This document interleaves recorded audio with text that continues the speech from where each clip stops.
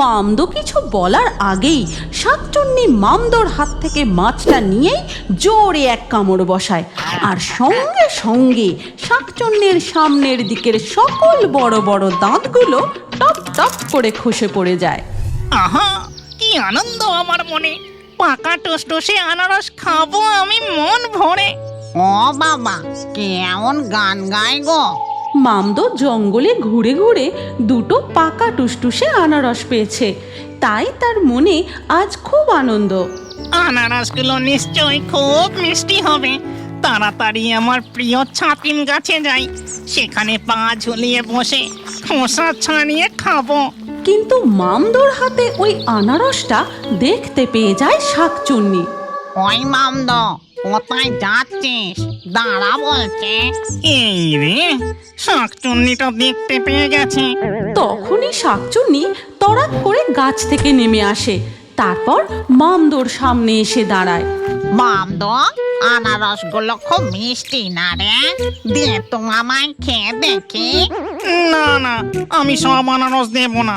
কেউ চাইলে দিতে হয় জানি, তাই তোমায় একটা দেব। কিন্তু শাকচুন্নি কোনো কথা শোনে না, সে ছো মেরে মামদোর হাত থেকে আনারস দুটো নিয়ে চলে যায়।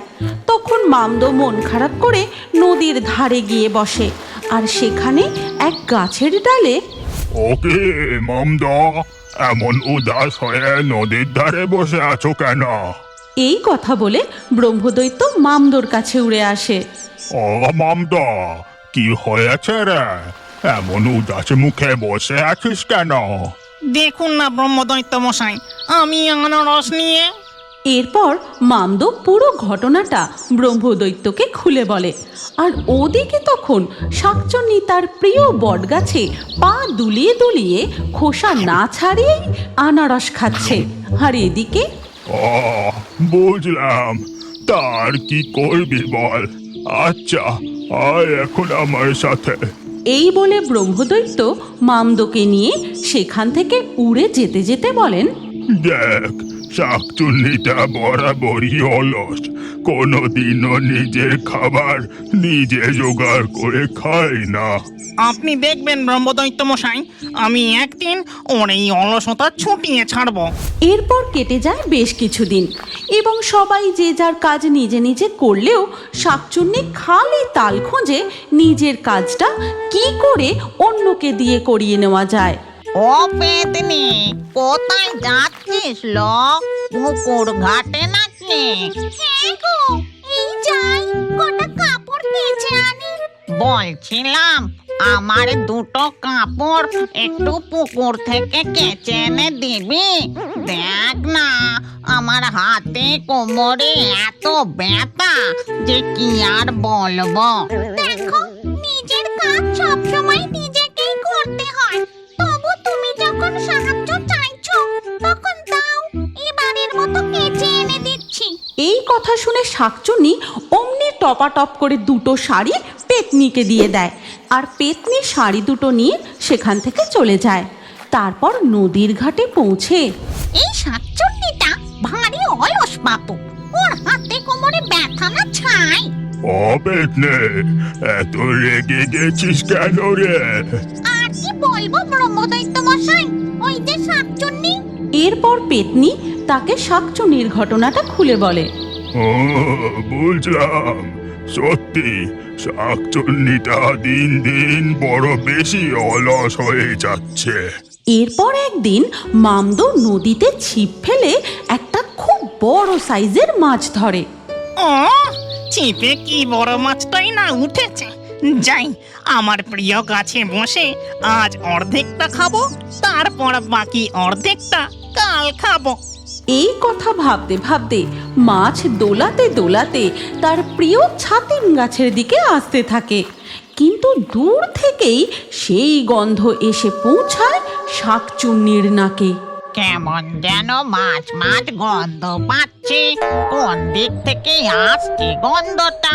এই রে, আমি তো মাছের আনন্দে ভুলেই গিয়েছিলাম যে আমার যাবার পথে শাকচুন্নির বট গাছ এক্ষুনি আমার মাছ কেড়ে নেবে।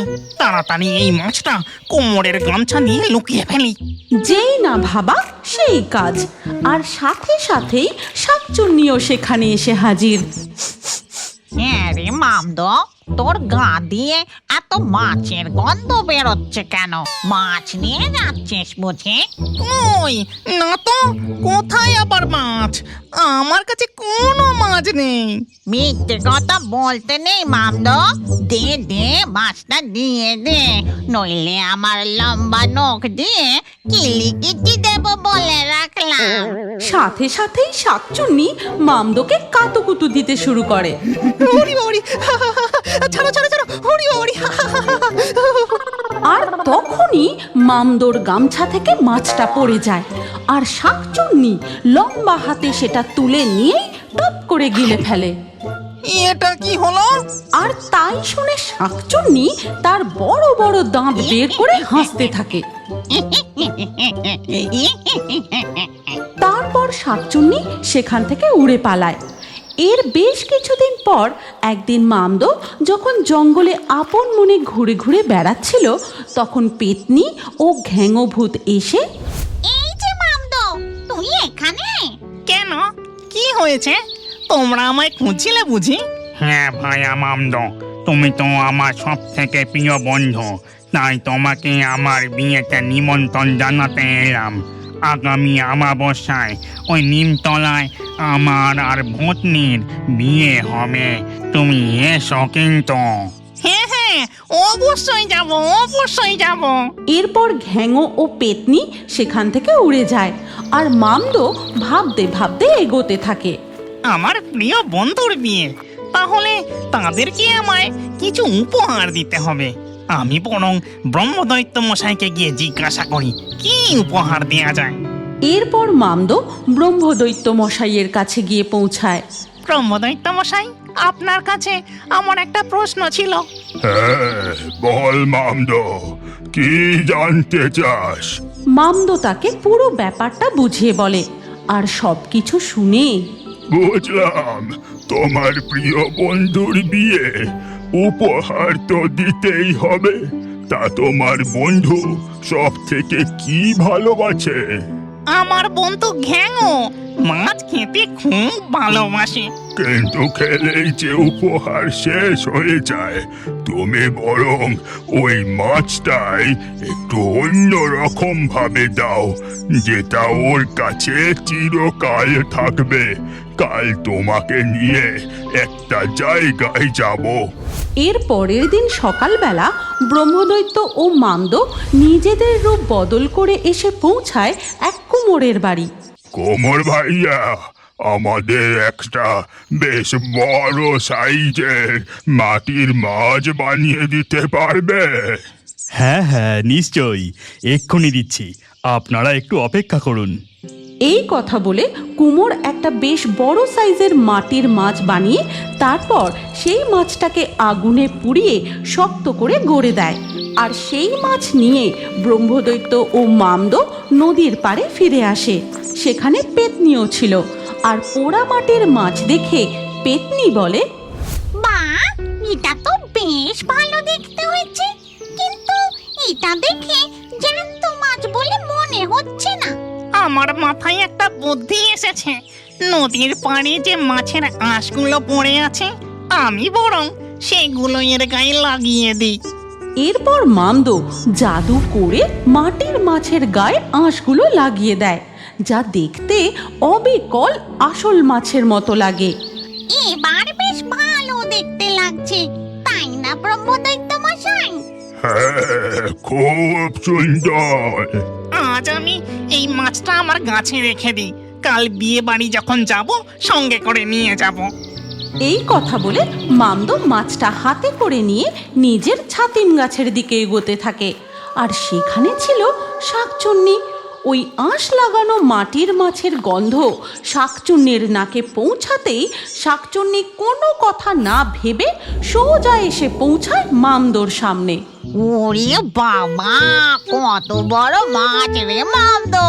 কোনো কথা হবে না, এই মাছ আমি এক্ষুনি খাবো। আমি আর লোভ সামলাতে পারছি না। মামদো কিছু বলার আগেই শাকচুন্নি মামদোর হাত থেকে মাছটা নিয়েই জোরে এক কামড় বসায়, আর সঙ্গে সঙ্গে শাকচুন্নির সামনের দিকের সকল বড় বড় দাঁতগুলো টপ টপ করে খসে পড়ে যায়।